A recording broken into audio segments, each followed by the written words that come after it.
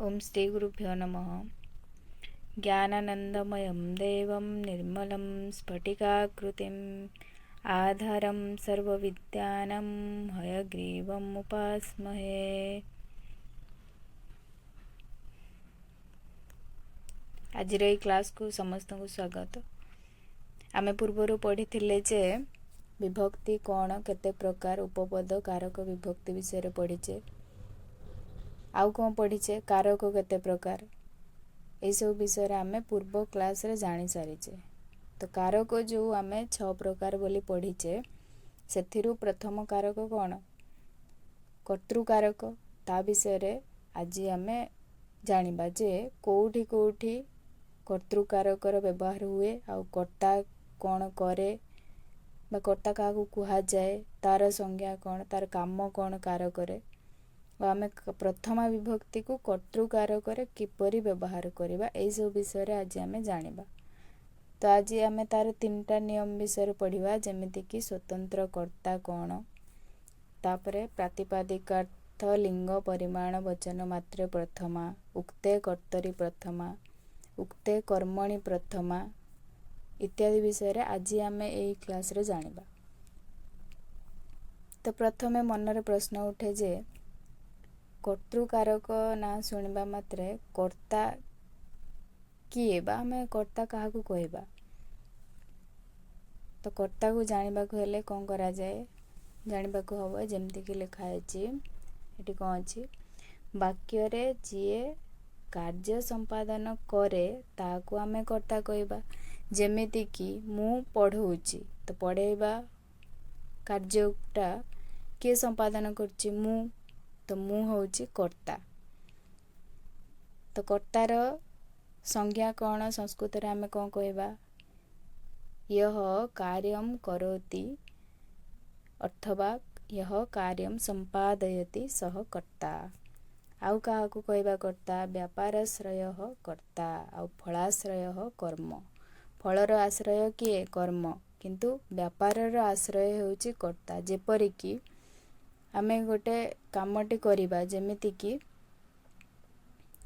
समस्ते भात रांधिबो तो भात रांधिबा पई कोन दरकार चुली हांडी चाउल काठ पानी निया बा अग्नि एई सब थिले मध्य जदि गोटे पाचक बा तुमे जे रोसे करिबो से जदि नथिबो तबे से कार्यटा संपादन हे परिबो कि एई सब व्यापारर आश्रय किए कर्ता। तेणु व्यापाराश्रय कर्ता। तो कर्तृकारक कर्ता किए जानलो जे कामटी करूछि से होछि कर्ता बा क्रिया संपादन कार्य माने कोन क्रिया जो धातु रूप आमे व्यवहार करछे पठति गच्छति पड धातु गम धातु इत्यादि धातुर कार्य संपादनकारी किए से होछि कर्ता जे करूछि से कर्ता। तो प्रथम नियम कहूछि जे स्वतंत्र कर्ता। तो स्वतंत्र केपरि हेला कर्ता देखो स्वतंत्र अर्थात स्वतंत्र माने होछि स्वाधीन।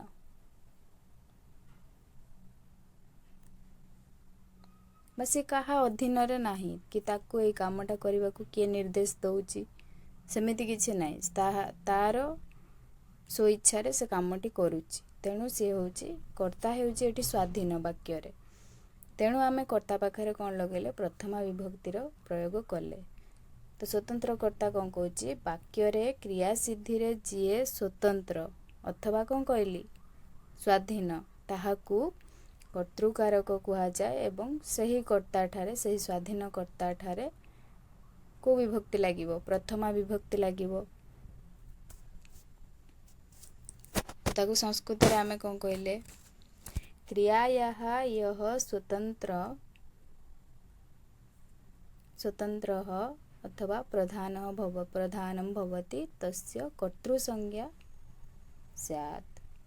जे क्रियार अर्थात कामटी चलीछि जे करूछि बा जे स्वतंत्र भावरे अछि ताकू आमे ता पाखरे कर्तृसंज्ञा हबो प्लस सेठी की विभक्ति हबो प्रथमा विभक्ति हेबो। जेमिति कि देखो छात्रटी पढुछि छात्र पठति एठी हेला हमर प्रथमा एटी कि विभक्ति है छात्र पठति तो पढ़िबा क्रिया को किए संपादन करुच्ची छात्र छात्र बिना पढ़िबा क्रिया संभव हो पारिबो नाही तेणु पढ़िबा क्रिया निर्भर करे छात्र उपरे तेणु छात्र पाखरे आमे प्रथमा विभक्ति लगेले छात्र को भलिया शब्द अकारांत पुल्लिंग शब्द तो जेमिति बालक शब्द चलौच बालकः बालको बालकाहा तो जेहेतु छात्र टी विभक्ति रे मु तुमको कहिछि टी टाए गुड़िए माने दुहे ए सब थिबो जदि सेठी प्रथम विभक्ति लागिवो तो तादरे पुणी वचन अच्छी तीनटा वचन एक वचन दुई वचन बहुवचन जदि छात्र टी सेठी कि वचन लागिवो एक वचन लागिवो प्रथमा विभक्ति रे एक वचन लगेले कौन हबो छात्र हो तो छात्र द्वारा कार्यटी कौन होची संपादन हेउची तेणु एठी छात्र जेहेतु स्वतंत्र तेणु ता पाखरे आमे प्रथमा विभक्ति लगेले सेही भली राम कौन करुच्ची ग्रामम गच्छति राम ग्रामम गच्छति एठी गमन क्रिया संपादनर निर्भर करुच्ची कहा उपरे राम उपरे तेणु राम पाखरे राम एठी स्वतंत्र स्वतंत्र आमे ताहाकू काहे कहिले काहेना ता बिना कौन हबो जीवा क्रिया संपादन हो पारिबनी तेणु राम एठी स्वतंत्र तेणु राम पाखरे प्रथम विभक्ति एक वचन लागेला बुझी पारलो जोड़े कि एठी लिखा है कौन एठारे गमन आउ पठन क्रिया पठति आउ गच्छति गम धातु पढ़ धातु अच्छी जो क्रिया साधन पाई राम और छात्र के छात्र आउ राम ए दी जण स्वतंत्र अटंती जो थे कि आमे स्वतंत्र कर्ता रूप में जानी ताकू आमे प्रथमा विभक्तिर लगेजे सेठी आउ को संज्ञा प्रदान करचे कर्तृ संज्ञा जेहेतु कर्ता जे कामटा करूचे एठी छात्र करूची एठी राम करूची तो एमाने कर्ता मो प्रथमरु कहिछि जे करूची से होची कर्ता तो एठी किए कामटी करूची किए लगे जेतेबेले तमे प्रश्न करिवो उत्तर पाउछ कि छात्र आउ राम तो एमाने होचंती कर्तृ संज्ञा आउ एमान को पाखरे को विभक्ति हबो प्रथमा विभक्ति तापरे सूत्र आसिला उक्ते कर्तरी प्रथमा उक्ते प्रधाने मुख्ये वाच्य बा अभिहित एई सबु संस्कृत पदर अर्थ हेउछि कोन मुख्य बा प्रधान एई सबु शब्द जोठी भी लागि थिबो सेटार अर्थ होछि से ही मुख्य से ही प्रधान वाक्य रे बा सेंटेंस रे तो सेते बेले से वाक्य रे कर्तार प्राधान्य थिले सेठारे तमे प्रथम विभक्ति लगेबो जेमति हमें पूर्व पढ़ले स्वतंत्र कर्ता भी सेटा कहूछि जेते बेले कर्ता हमर उक्त हबो सेते बेले हमें प्रथम विभक्ति बसेबा तो एठी कोन कहूछि कर्ता प्रधान उक्त वाच्य मुख्य अभिहित इत्यादि शब्द माने अर्थ कौन प्रधान माने मेन जदि कर्ता वाक्यटी को चलाउथिबो तेबे तमे सेठी कर्ता पाखरे प्रथम विभक्ति लगेबो आउ से वाच्यटा कौन हबो कर्तृवाच्य हबो वाच्य अर्थात वाक्य से सेंटेंसटा कौन हबो कर्तृवाच्य हबो आउ ता पाखरे हमें प्रथम विभक्ति लगेबा प्रथम विभक्ति लगेले जदि ताकू हमें कौन कहिले उक्ते कर्तरी प्रथमा बोली कहबा अच्छा तम मान को मन रे प्रश्न उठतबो जे कर्ता तो हमें जानलु प्रथमा विभक्ति भी कोठी होची जानचो किंतु आमे केते बेले उक्त अनुक्त होची सेटा आमे किपरि जानिबा देखो यदा कर्ता उक्त भवति तदा प्रथमा विभक्ति भवति जेते बेले कर्ता हमर उक्त हबो सेते बेले आमे प्रथमा विभक्ति लगेबा कहली तर्हि कदा कर्ता प्रथमा भवति इति प्रश्नः मनसि उदेति मनरे हमर प्रश्न उठे कोन केते बेले ताले कर्ता प्रथमा हबो सब बेले तो हबो ना तो केते बेले हबो जेते बेले यदा धातुना सह यक प्रत्यय कृत प्रत्यय तद्धित प्रत्यय न भवति तदा कर्ता उक्तः भवति तत्र प्रथमा विभक्तिः च विधीयते परन्तु यदा एतेषां यक इत्यादि प्रत्ययादीनां प्रयोगे किं भवति प्रयोगं भवति तदा अनुक्ते अनुक्तकर्ता अनुक्तं भवति तस्मिन् क्षणे अथवा तस्मिन् समये कर्तरि तृतीया अनुक्ते कर्तरि तृतीया इति नियमानुसारं कर्तुकारके तृतीया विभक्ति अपि विधीयते। से कहूँ जेतेबेले धातु सहित जमती कि पट गम दृश इत्यादि धातु अच्छी तो से धातु रे जेतेबेले आमे धातु परे प्रत्यय लागे धातु पूर्वर नुह मन रख धातु परे आमे प्रत्यय लगेबा जेतेबेले एटी कौन अच्छी धातु ना सह यक प्रत्यय लागिला यक गोटे प्रत्यय अच्छी यक प्रत्यय त प्रत्यय तापरे तव्य अनियर तापरे यत तापरे इत्यादि प्रत्यय जदि लागि थिबो धातु सह तेबे आमे कोन करिबा सेतेबेले से कर्ताटी उक्त नुह बोली आमे जानिबा। जेमिति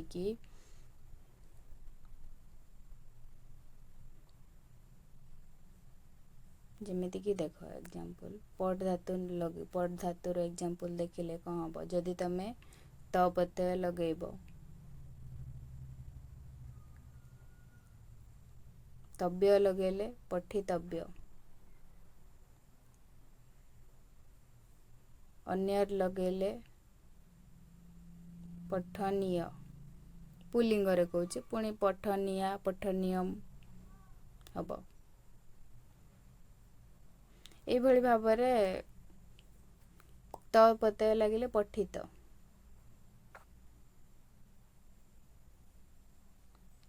इत्यादि जदि तुमको लास्ट को वाक्यर शेष रे जदि शुणा गला अथवा तमे लगेल सेतेबेले सेटा कर्तृवाच्य हेबो नाही सेटा कौन है जीवो कर्ता जदि तृतीया विभक्ति हैला तो सेतेबेले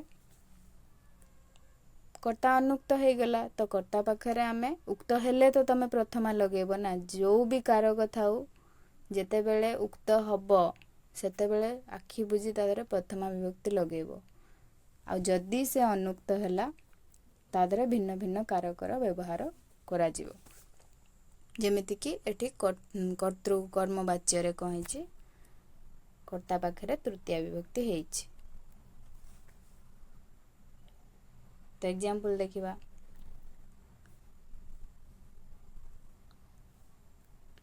रामः ग्रामम गच्छति एटी क्रिया कौन अच्छी गम धातु तीप प्रत्यय लगी कि प्रत्यय तीप प्रत्यय लगी एटी यक अच्छी ना त अच्छी ना तव्यत अच्छी ना अन्यर अच्छी ना यत अच्छी किछि नाही तेणु एटी गच्छति लगी कहा अनुसार लगी कर्ता अनुसार लगी कर्ता को निर्भर करछि जेहेतु राम एटी प्रथमा विभक्ति एक वचन अच्छी से परी गम धातुरु लट लकार रे प्रथम पुरुष एक वचन रे कौन हेछि गच्छति हेछि राम अनुसार गच्छति हेछि तेणु एठी उक्त किए हला राम राम गाँ को जाउछि तो राम होछि एठी उक्त हला तो उक्त हला माने एठी कौन हबो प्रथमा विभक्ति हेबो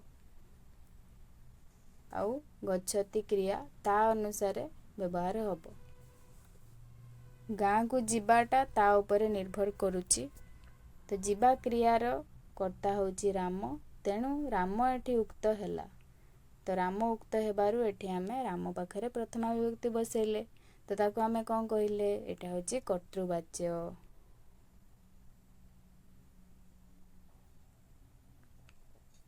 कर्तृवाच्य रे कौन हबो मन रखताओ कर्ता प्रथमा विभक्ति हबो कर्म द्वितीय विभक्ति हबो आउ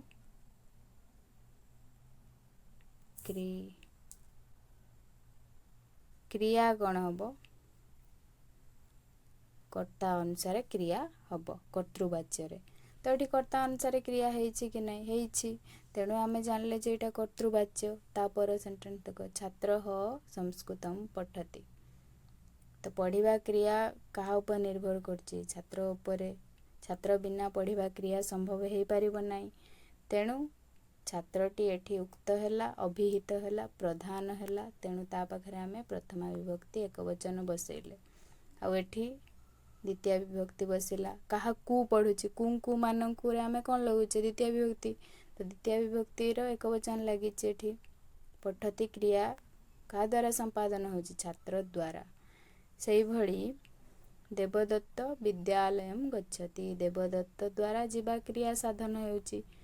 ଯଦି ଆମେ ଦେବଦତ୍ତଃ ଗଚ୍ଛତି ବି କହିବା ତେବେ ବି ବାକ୍ୟଟି ଶୁଦ୍ଧ ଅଛି। ଦେବଦତ୍ତ ଯାଉଛି, ତାପରେ ସିନା ମନରେ କ୍ୱେଶ୍ଚନ୍ ଆସିବ ଯେ ନା କୁଆଡ଼େ ସେ ଯାଉଛି, ତ ସିଏ ପର କଥା। କିନ୍ତୁ ପ୍ରଥମେ କ'ଣ ମନକୁ ଆସିବ? ଦେବଦତ୍ତ ଦ୍ୱାରା ଗମନ କ୍ରିୟା ସିଦ୍ଧି ହେଉଛି।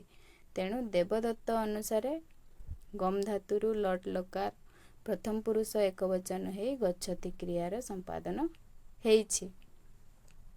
ତେଣୁ ଏଠି କି ବାଚ୍ୟ? କର୍ତ୍ତୃବାଚ୍ୟ।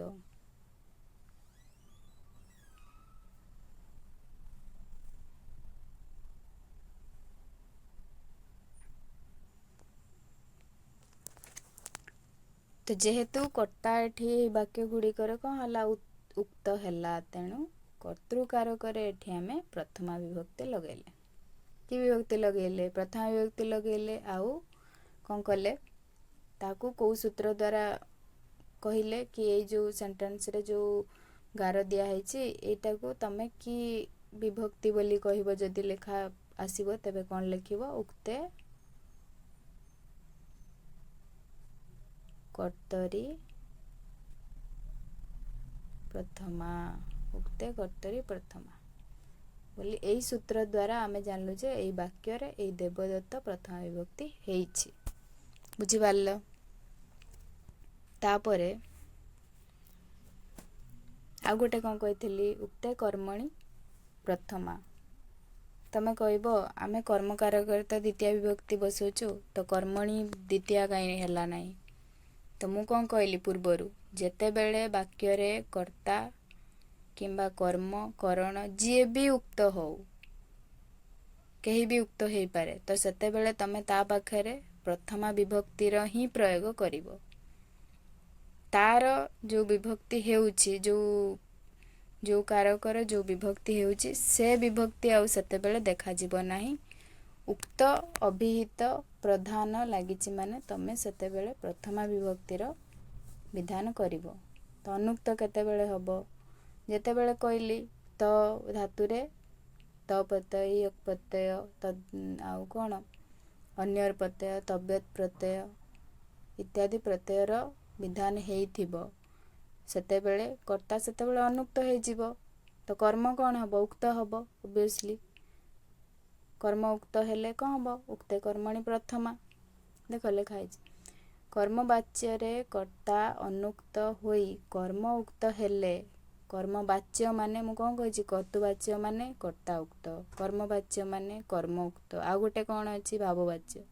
ଭାବବାଚ୍ୟ ମାନେ ସେଠି କ୍ରିୟା ପ୍ରାଧାନ୍ୟ ରହିବ। ଉକ୍ତ ହେଲେ, କର୍ମ ଯଦି ଉକ୍ତ ହେଲା ତାହେଲେ ସେଠି ଆମେ ପ୍ରଥମ ବିଭକ୍ତି ଲଗାଇବା। କେଉଁଠି? ଉକ୍ତ କର୍ମରେ।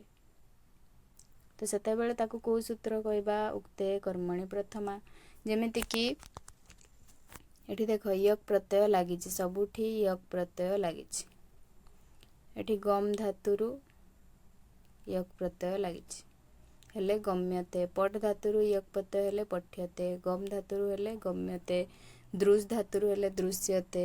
ଏଇଭଳି ବିଭିନ୍ନ ଧାତୁରୁ ଏଠି ୟକ୍ ପ୍ରତ୍ୟୟର ବିଧାନ ହେଇଛି। ସେତେବେଳେ କର୍ତ୍ତା କ'ଣ ହେବ? ଅନୁକ୍ତ ହେବ।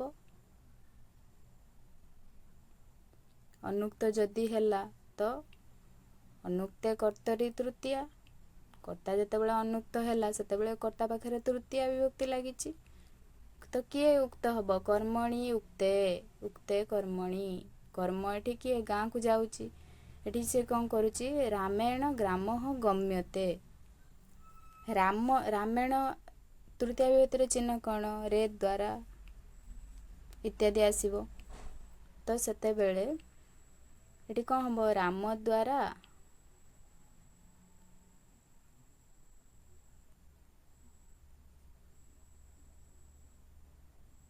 ଗ୍ରାମ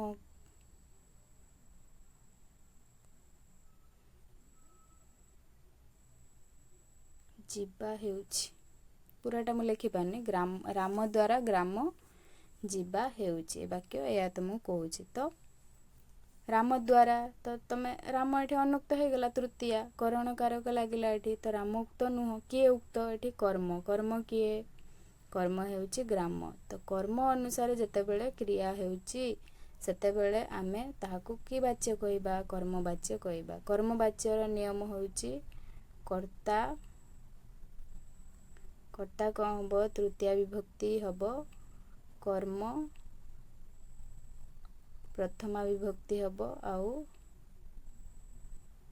क्रिया कौन हम क्रिया रे यक इत्यादि प्रत्यय लागिब आउ कर्म अनुसार क्रिया हेब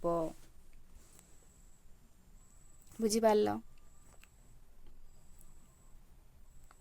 कर्म अनुसार क्रिया हेब तो ये कर्म कौन अच्छी प्रथमा विभक्ति एक वचन अच्छी सेतेबेले क्रिया मध्य प्रथम पुरुष एक वचन रे अच्छी जेमिति लभ धातु लभते लभेते लभन्ते से भलिया गम्यते गम्येते गम्यन्ते तो गम्यते प्रथम पुरुष एक वचन आसिला पठ्यते प्रथम पुरुष एक वचन कारण तम कर्ता मध्य एक वचन रे अच्छी आउ सॉरी कर्ता को एठी छाड़ दियो कर्तार एठी किछि काम नै कर्ता एठी अनुक्त जेहेतु कर्ता को छाड़ किंतु कर्म कौन अच्छी प्रथम पुरुष एक वचन रे अच्छी एगुडा कर्म किए संस्कृत विद्यालय तो ता अनुसार आमे क्रियार यूज करिचे पठ्यते गम्यते इत्यादि एठी देखो कर्ता एठी टिके मिस्टेक हो जाछि देवदत्तेन विद्यालयः गम्यते इति तो एठी छात्रेण रामेण छात्रेण देवदत्तेन एठी तीनटा जगह कही तृतीया कौ सूत्र पाई अनुक्ते कर्तरी तृतीया अनुक्ते कर्तरी तृतीया पाई तृतीया विभक्ति हला कर्ता एठी अनुक्त हला तो उक्त किए हला उक्त हला कर्म कर्म एठी उक्त अर्थात कर्म मुख्य हला तो सेते बेले आमे क्रिया को कहा अनुसार बसेबा कर्म अनुसार तो उक्त जी है ता पाखे आम कौन पढ़ुचे प्रथमा विभक्ति लगेबा तेणु आम कर्म पाखे एठी प्रथमा विभक्ति लगेले बुझी पारल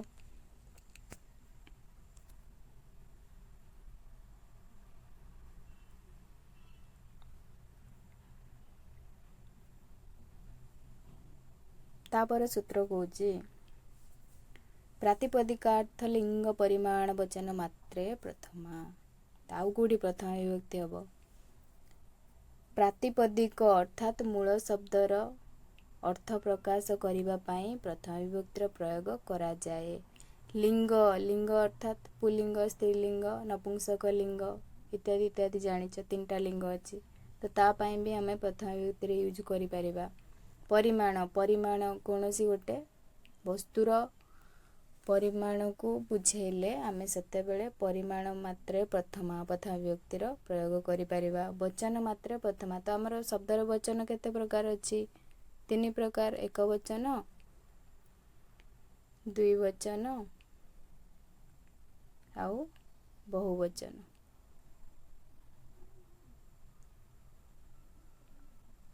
तीन प्रकार अछि ना एइथिरे आमे प्रथमा विभक्तिर प्रयोग करि परिबा प्रथमा विभक्ति अच्छी कि नहीं तुम सातटा विभक्ति अच्छी शब्द रूप में तो सेठी प्रथमा विभक्ति अच्छी तो सेते बेले एई वचन मानकर प्रयोग मध्य करूछे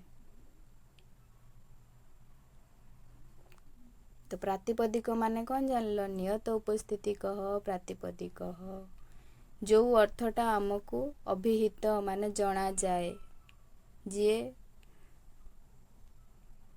मुख्य होता है जो शब्दर अर्थटा कहीं थाए मुख्य हुए सेते बेले आमे ताकू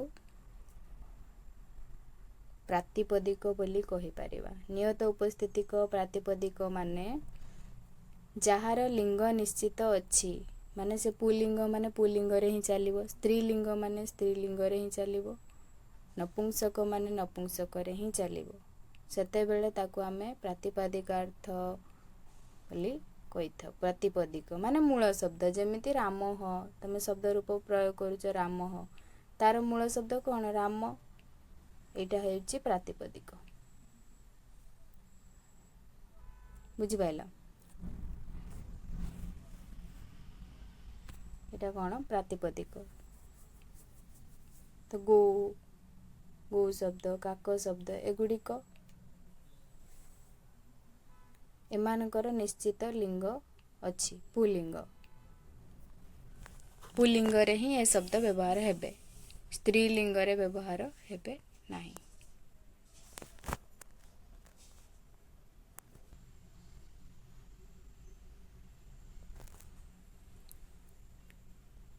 ତାପରେ ଆସିଲା ଲିଙ୍ଗ ମାତ୍ରାଧିକ୍ୟେ, ଅର୍ଥାତ୍ ଲିଙ୍ଗ ଆମର ଦୁଇ ପ୍ରକାର, ଗୋଟେ କ'ଣ? ନିୟତ ଲିଙ୍ଗ ଆଉ ଗୋଟେ ଅନିୟତ ଲିଙ୍ଗ। ନିୟତ ଲିଙ୍ଗ ମାନେ ଯେଉଁ ଶବ୍ଦର ଲିଙ୍ଗ ପରିବର୍ତ୍ତନ ହୁଏ, ଲେଖିଦିଅ, ଯେଉଁ ଶବ୍ଦର ଲିଙ୍ଗ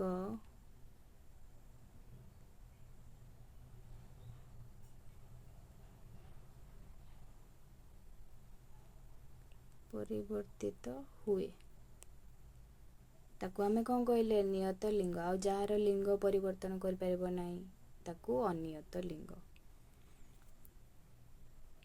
ତ ପରିବର୍ତ୍ତିତ କେଉଁ ଶବ୍ଦର ଲିଙ୍ଗ ପରିବର୍ତ୍ତନ କରାଯାଇପାରେ? ତଟ ଶବ୍ଦ। ଯେମିତିକି ତଟ ଶବ୍ଦକୁ ଆମେ ପୁଲିଙ୍ଗରେ ତଟ, ତଟି, ତଟମ୍ ବୋଲି ବ୍ୟବହାର କରୁଛେ, ସ୍ତ୍ରୀ ଲିଙ୍ଗରେ ସେଇ ତଟ ଶବ୍ଦକୁ କେମିତି ବ୍ୟବହାର କରୁଛେ? ତଟି, ତଟେ, ତଟମ୍। ତଟି, ତଟେ, ତଟାହା। ସେଭଳିଆ ନପୁଂସକ ଲିଙ୍ଗରେ ତଟମ୍, ତଟେ, ତଟାନି। ଯେମିତିକି ତତ୍ ଶବ୍ଦ। ତତ୍ ଶବ୍ଦ ମଧ୍ୟ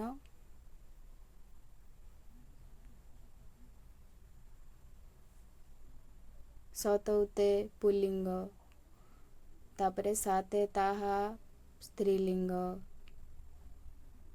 ତମ୍ତେ ତାନି ନପୁଂସକ ଲିଙ୍ଗ। ଏଇଭଳି ଭାବରେ ଏମାନଙ୍କର କ'ଣ ହେଉଛି?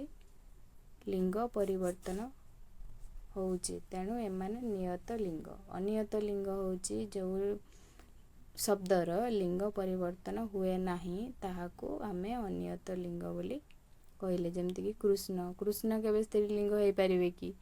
ସେ ସବୁବେଳେ ପୁଲିଙ୍ଗରେ ବ୍ୟବହାର ହେବେ, ଅକାରାନ୍ତ ପୁଲିଙ୍ଗ କୃଷ୍ଣ ଶବ୍ଦ। ସେଭଳିଆ ଦୀର୍ଘୈକାରାନ୍ତ ସ୍ତ୍ରୀଲିଙ୍ଗ ଶ୍ରୀ ଶବ୍ଦ, ଆଉ ଜ୍ଞାନ ଶବ୍ଦ ନପୁଂସକ ଲିଙ୍ଗରେ ବ୍ୟବହୃତ ହେବ। ତାର କେବେ ପୁଲିଙ୍ଗ ହେବ ନାହିଁ କି ସ୍ତ୍ରୀଲିଙ୍ଗ ହେବ ନାହିଁ। ସେଭଳିଆ ଶ୍ରୀ ଶବ୍ଦର କେବେ ନପୁଂସକ ହେବ ନାହିଁ କି ପୁଲିଙ୍ଗ ହେବ ନାହିଁ। ସେଭଳିଆ କୃଷ୍ଣ ଶବ୍ଦ କେବେ ସ୍ତ୍ରୀଲିଙ୍ଗ ହେବ ନା କି ନପୁଂସକ ଲିଙ୍ଗରେ ହେବ ନାହିଁ।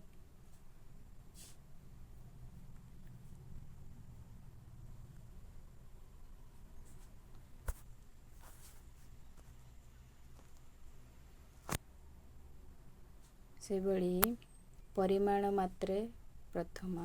ପରିମାଣ ମାତ୍ରେ କ'ଣ? ପ୍ରଥମା। ଯେତେବେଳେ ପରିମାଣକୁ ବୁଝେଇବ, ଦ୍ରୋଣ ବ୍ରୀହି ମାନେ ଗୌଣୀୟ ଧାନ, ଗୋଟେ ପରିମାଣକୁ ବୁଝେଇଲା।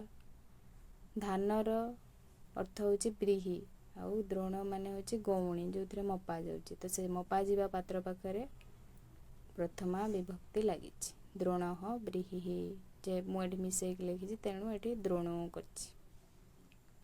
ସେଭଳି ବଚନ ମାତ୍ରେ ପ୍ରଥମା। ତିନିଟା ବଚନ ଯେମିତି ପୂର୍ବରୁ କହିଲି, ଏକ ବଚନ, ଦୁଇ ବଚନ ଆଉ ବହୁ ବଚନ। ତିନିଟା ବଚନ ଅଛି ଆମର। ସେଭଳି କେମିତି ଲଗେଇବ ତମେ? ବାଳକ ଶବ୍ଦର ଏକ ବଚନ କ'ଣ ହେବ? ବାଳକଃ। ଦୁଇ ବଚନ ବାଳକାହା, ବାଳକୌ। ଆଉ ବହୁ ବଚନ କ'ଣ ହେବ? ବାଳକାହା। ତ ଏକ ବଚନର ପ୍ରୟୋଗ ଏକତ୍ୱ ବିବକ୍ଷାୟାମ୍ ଏକ ବଚନମ୍, ଦ୍ୱିତ୍ୱ ବିବକ୍ଷାୟାମ୍ ଦ୍ୱିବଚନମ୍, ବହୁତ ବିବକ୍ଷାୟାମ ବହୁବଚନ। ଯେତେବେଳେ ଜଣକୁ ବୁଝଉଥିବ ସେତେବେଳେ ତମେ ଏକ ବଚନ ପ୍ରୟୋଗ କରିବ। ଯେମିତି ବାଳକ, ଗୋଟେ ବାଳକକୁ ବୁଝଉଛି, ଜଣେ ପିଲାକୁ, ତ ସେତେବେଳେ ବାଳକ ଏକ ବଚନ ପ୍ରୟୋଗ କଲ। କାହାର ପ୍ରଥମା ବିଭକ୍ତି, ଯେହେତୁ ଆମେ ପ୍ରଥମା ବିଭକ୍ତି ପଢ଼ୁଛେ ତ ତମେ କେଉଁ ବଚନର ୟୁଜ୍ କରିବ ବା ପ୍ରୟୋଗ କରିବ? ପ୍ରଥମା ବିଭକ୍ତିର। ପ୍ରଥମା ବିଭକ୍ତି ଏକ ବଚନ କ'ଣ ହେଲା? ଜଣକୁ ବୁଝଉଛି ବାଳକ, ସେଇଭଳି ଦ୍ୱିତୀୟ ବିଭକ୍ତି ଦ୍ୱିବଚନ କ'ଣ ହେବ? ପ୍ରଥମା ବିଭକ୍ତିର ଦ୍ୱିବଚନ ବାଳକ ଦୁଇ ଜଣ, ବାଳକ ଦୁହେଁ, ତ ଦୁଇ ଜଣକୁ ବୁଝଉଛି। ଦ୍ୱିବଚନଟା କେବେ ଏକ ବଚନକୁ ବୁଝେଇବ ନାହିଁ କିମ୍ବା ବହୁବଚନକୁ ବୁଝେଇବ ନାହିଁ। ସେ କେବଳ ଦୁଇ ବଚନକୁ ବୁଝେଇବ। ଦୁଇ ଜଣଟା କେବେ ବହୁତ ହେଲାଣି କି? କେବଳ ଦୁଇ ରହିବେ। ଏକ ବଚନଟା କେବେ ବହୁବଚନକୁ ବୁଝେଇବ ନାହିଁ। ଏତିକି ମନେ ରଖ। ତ ସେଇଭଳି ବହୁବଚନ ଯେତେବେଳେ ବାଳକାହା, ବହୁତ ଜଣ, ବାଳକମାନେ, ବାଳକ ଗୁଡ଼ିଏ ଓଡ଼ିଆରେ ବ୍ୟବହାର କରୁଛ, ସେତେବେଳେ ତମେ ବାଳକାହାର ପ୍ରୟୋଗ କରୁଛ, ତ ସେତେବେଳେ ତମେ ପ୍ରଥମା ବିଭକ୍ତିର ପ୍ରୟୋଗ କରୁଛ କି ନାହିଁ? ତ ଏହିସବୁ ସ୍ଥାନରେ ଆମେ ପ୍ରଥମା ବିଭକ୍ତିର ପ୍ରୟୋଗ କଲେ।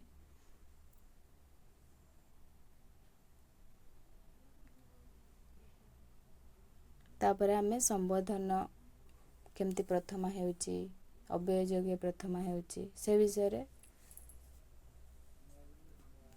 ପର କ୍ଲାସ୍ରେ ଜାଣିବା। ଯଦି କାହାର କିଛି ଡାଉଟ୍ ରହିବ ସେମାନେ କମେଣ୍ଟ ସେକ୍ସନରେ ଜଣାଇ ପାରିବେ, ଆଉ ମୁଁ ତା'ର ଉତ୍ତର ଦେବାକୁ ଚେଷ୍ଟା କରିବି। ଆଉ ତମେମାନେ ବୁଝିପାରିଲ କି ନାହିଁ ସେଟା ମଧ୍ୟ କମେଣ୍ଟରେ ଲେଖିକି ମୋତେ ଜଣାଇବ। କି ତମର କେଉଁଠି ଡାଉଟ୍ ଯଦି ରହିଲା ତାହେଲେ ମୋତେ ଜଣାଇଲେ ମୁଁ ତାକୁ ଆଉ ଥରେ କହିପାରିବି। କି ତମେ ବୁଝିପାରିଲ ନା ଯଦି ମୁଁ ଆଉ ଥରେ ତାକୁ କହିବି।